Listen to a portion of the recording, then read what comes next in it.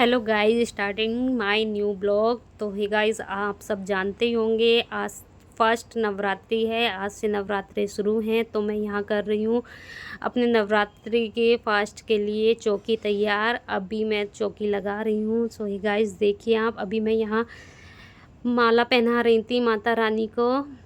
और बने रहिए आप सब लोग। और कैसे करनी है पूजा, ये सब आपको आगे ब्लॉग में देखने के लिए मिलेगा। अभी मैं यहाँ माला सेट कर रही थी माता रानी के थोड़ा माला गिर जा रही थी, सेट नहीं हो पा रही थी लेकिन कोई नहीं, फाइनली मेरी माला बहुत अच्छे से सेट हो जाएगी। माला सेट हो चुकी है गाइस। अभी हम माता रानी को उड़ाएंगे चुनरी। और इधर पतिदेव मेरा पल्लू ठीक कर रहे थे साड़ी का। तो यहाँ मैं माता रानी को लगा रही हूँ चुनरी, मतलब उड़ा रही हूँ चुनरी माता रानी को। अभी मैं यहाँ अपनी चौकी बैठा रही हूँ, मतलब चौकी लगा रही हूँ गाइस। तो गाइस आगे आप बने रहिए ब्लॉग में, बहुत अच्छा ब्लॉग होने वाला है, एकदम मस्त। अभी यहाँ जस्ट हम तैयारियाँ कर रहे हैं। ये सब पूजा का सामान था। यहाँ मैं नारियल पे चुनरी लगाऊंगी, कलश लगाना है मेरे को। तो अभी मैं नारियल पे चुनरी लगा रही हूँ गाइस। वॉइस ओवर करना पड़ रहा है क्योंकि ब्लॉग पतिदेव शूट कर रहे थे और मैं अपना नवरात्रि की चौकी तैयार कर रही थी गाइस। यहाँ मैं आम की डाली तोड़ रही हूँ लोटे में लगाने के लिए। ये देखिए, बहुत अच्छे से मेरी पूजा हुई थी आज की। आप लोग पूरा ब्लॉग में देखिएगा, लास्ट तक वीडियो को वॉच कीजिए, आपको देखने के लिए मिलेगा। और आपको आरती भी सुनने के लिए मिलेगी आगे मेरे ब्लॉग में। सॉरी, आरती नहीं, कथा, नवरात्रि की कथा। आरती नहीं शूट कर पाए मेरे हस्बैंड। तो यहाँ मैं डाली के देख रही थी कोई पत्ता खंडित तो नहीं है, यानी कि फटा हुआ तो नहीं है कोई भी पत्ता आम की डाली का। यहाँ मैं अभी कलश लगाऊंगी। आम की ये डाली की थोड़ा डंठल बड़ी हो रही थी तो इसको मैंने कट किया था गाइस। अभी इसमें हम लगाएंगे नारियल। सब कुछ एकदम बहुत मस्त हुआ, अच्छा लगा मेरे को फास्ट रख के। और साथ में पतिदेव थे तो और भी अच्छा लगा गाइस। काश हर नवरात्रे में मेरे पतिदेव मेरे साथ रहें, लेकिन ऐसा पॉसिबल नहीं हो पाता है। वही जॉब भी ज़रूरी है और फौज की नौकरी का तो आपको पता ही है, छुट्टी बहुत मुश्किल से मिल पाती हैं। तो गाइज़ यहाँ मैं खोल रही थी कलावा, जो अभी हमें लोटे में बांधना है, जो कलश लगाया है। शुभ माना जाता है हमारे यहाँ, आपके यहाँ भी शायद होता होगा। सब जगह का अलग रीति रिवाज है, तो ज़्यादा कुछ मैं नहीं कह सकती। जैसे हमारे यहाँ पूजा होती है, मैंने उस तरह से पूजा की गाइज़। और यहाँ देखिए, मैं आज मेरे पतिदेव को बहुत सुंदर भी लग रही थी क्योंकि आज मैंने येलो कलर की साड़ी पहनी हुई थी। ये है सामग्री गाइस, मैं सामग्री अभी बाकी की चीज़ें निकाल रही हूँ। पूजा का पूरा सामान हम कल गए थे मार्केट, तो मार्केट से लेके आए थे। ये कपूर रख दिया मैंने बाकी, और अभी निकाल लेंगे हम सारा सामान। ये है धूप बत्ती गाइस, अभी हम धूप बत्ती लगाएंगे।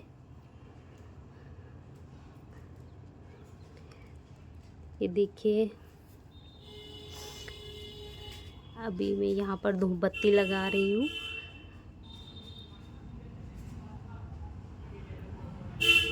बहुत अच्छे से पूजा हुई इस बार मेरी।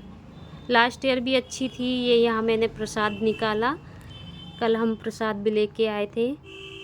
वो जो यहाँ से हमने सामान ख़रीदा था पूजा वाले तो भैया की शॉप से, उन्होंने सारी चीज़ें बहुत अच्छे से याद कर करके रखी।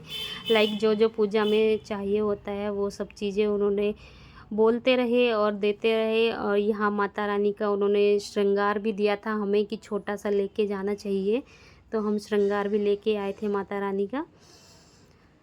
यहाँ मैं चौकी लगा रही हूँ। आप सब लोग भी ऐसे ही चौकी रेडी किए होंगे आई होप।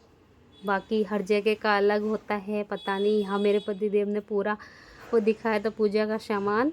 ये देखिए, यहाँ मैंने जोत जला दी थी और धूप बत्ती भी लगा दिया था। ये मेरी पूरा चौकी तैयार हो चुकी है गाइस। कैसे लगा आपको मेरा मंदिर, तो प्लीज़ कमेंट करके ज़रूर बताइएगा कैसा लगा आपको। मेरे को तो बहुत सुंदर लगा, छोटा सा प्यारा सा मंदिर।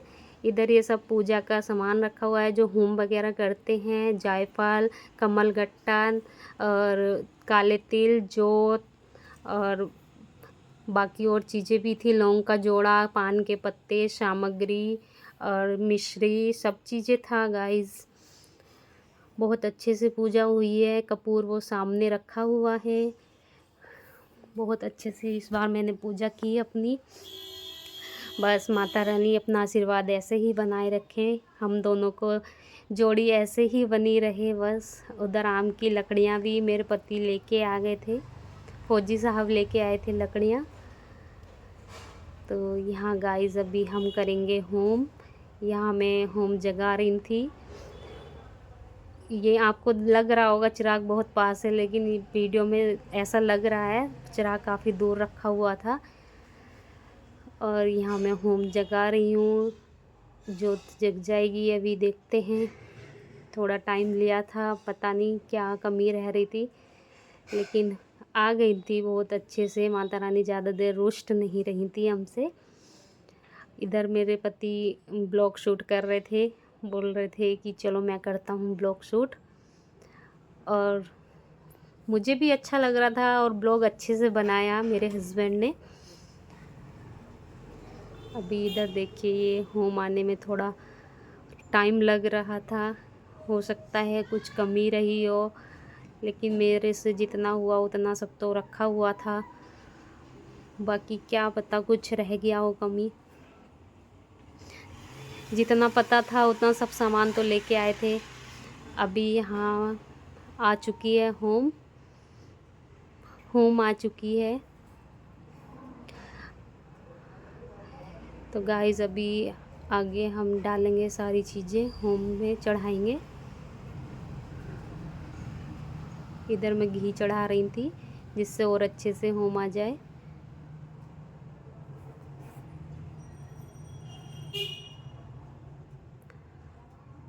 अब मैं चढ़ाऊंगी लौंग का जोड़ा, बतासा, कपूर और जायफल, कमलगट्टा, सारी चीज़ें चढ़ाऊंगी, काले तिल वगैरह, मिश्री, सारी चीज़ें चढ़ाऊंगी।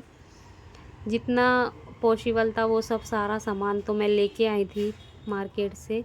तो अभी मैं यहाँ लौंग का जोड़ा और बतासा होम पे चढ़ाऊंगी।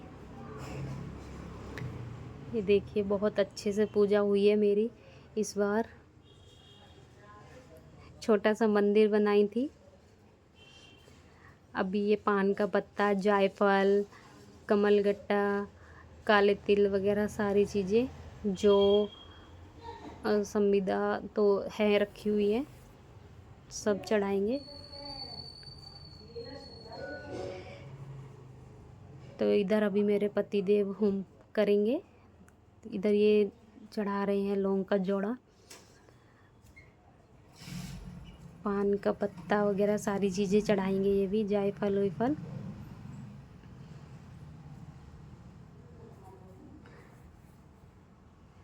ये देखिए यहाँ पान का पत्ता वगैरह इन्होंने सारी चीज़ें रख ली हैं। बतासा लिया, उठाया इन्होंने। थोड़ा बैठे देखो कैसे हैं, क्योंकि ये पहले ब्लॉग शूट कर रहे थे ना, तो ठीक से बैठे भी नहीं हैं, लेकिन कोई नहीं, किया श्रद्धा से किया, बहुत अच्छा लगा। इधर हमने सारा चढ़ा चुके हैं, लौंग का जोड़ा, बतासा, सब कुछ। तो गाइस आगे बने रहिए आप लोग ब्लॉग में। ये देखिए कितना अच्छा मंदिर लग रहा था मेरा, बहुत अच्छे से चौकी लगी हुई थी। और यहाँ दुष्ट पुत्री आज प्रभात से तूने भगवती का पूजन नहीं किया, इस कारण मैं किसी पुष्टि और दरिद्र मनुष्य के साथ तेरा विवाह करूंगा। इस प्रकार कुपित पिता का वचन सुनकर सुमित्रा को बड़ा दुख हुआ और पिता से कहने लगी कि हे पिताजी, मैं आपकी कन्या हूँ, मैं सब तरह से आपके आदि हूँ, जैसी आपकी इच्छा हो मेरा विवाह कर सकते हो, पर होगा वही जो मेरे भाग्य में लिखा है। मेरा तो इस पर पूर्ण विश्वास है।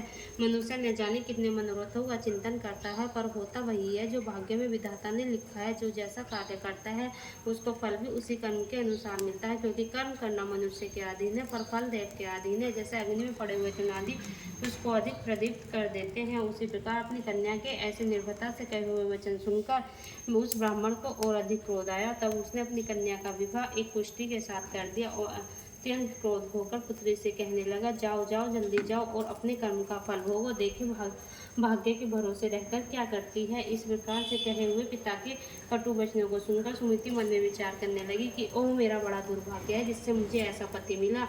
इस प्रकार अपने दुख का विचार करते हुए सुमति अपने पति के साथ वन में चली गई और भयावने कुशायु उस स्थान पर उन्होंने वह रात बड़े कष्ट से व्यतीत की। उस गरीब बालिका की ऐसी दशा देखकर भगवती पुण्य के प्रभाव से प्रकट होकर सुमति से कहने लगी कि हे दीन ब्राह्मणी, मैं तुम पर प्रसन्न हूँ। तुम जो चाहो सो वरदान मांग सकती हो। मैं प्रसन्न होने पर मनवांचित फल देने वाली हूँ। इस प्रकार भगवती दुर्गा का वचन सुनकर ब्राह्मणी कहने लगी कि आप कौन हैं जो मुझ पर प्रसन्न हुए, यह सब मुझसे कहो और अपनी कृपा दृष्टि से दीन दासी को कृतार्थ करो। ऐसा ब्राह्मणी का वचन सुनकर देवी कहने लगी कि मैं आदि शक्ति हूँ और मैं ही विद्या, ब्रह्मा और सरस्वती हूँ। मैं प्रसन्न होने पर प्राणियों का दुख दूर कर उनको सुख प्रदान करती हूँ। हे ब्राह्मणी, मैं तुझ पर तेरे पूर्व जन्म के पुण्य के प्रभाव से प्रसन्न हूँ। तुम्हारे पूर्व जन्म का व्यतान सुनाती हूँ, सुनो। तू पूर्व जन्म में निषाद भील की स्थिति और अति प्रतिव्रता थी। एक दिन तेरे पति निषाद ने चोरी की। चोरी करने के कारण तुम दोनों को सिपाहियों ने पकड़ लिया और ले जाकर जेल खाने में कैद कर दिया। उन लोगों ने तुझे और तेरे पति को भोजन भी नहीं दिया। इस प्रकार नवरात्र के दिनों में तुमने न तो कुछ खाया और न जल ही पिया, इसलिए 9 दिन तक नवरात्र का व्रत हो गया है। ब्राह्मणी, उन दिनों में जो व्रत हुआ उस व्रत के प्रभाव से प्रसन्न होकर मैं तुम्हें मनवांचित फल दे रही हूँ। तुम्हारी जो इच्छा हो सो मांगो। इस प्रकार दुर्गा के दिए वचन सुनकर ब्राह्मणी बोली कि मैं आपको प्रणाम करती हूँ, कृपा कर मुझे मेरे पति की कोढ़ को दूर करो। देवी कहने लगी कि उन दिनों में जो तुमने व्रत किया है उस व्रत के एक दिन का पुण्य अपने पति का कोढ़ दूर करने को अर्पण करो। मेरे प्रभाव से तेरा पति कोढ़ से रहित और सोने के समान शरीर वाला हो जाएगा। ब्रह्मा जी बोले कि इस प्रकार देवी को वचन सुनकर वह ब्राह्मणी बहुत प्रसन्न हुई और पति को निरोग करने की इच्छा से ठीक है ऐसे बोली। तब उसके पति का शरीर भगवती दुर्गा की कृपा से पुष्टिन होकर अति क्रांतियुक्त हो गया। जिसकी क्रांति के सामने चंद्रमा की क्रांति भी क्षीण हो जाती है। वह ब्राह्मणी पति की मनोहर देह को देखकर देवी को अति प्रकर्मा वाली समझकर स्तुति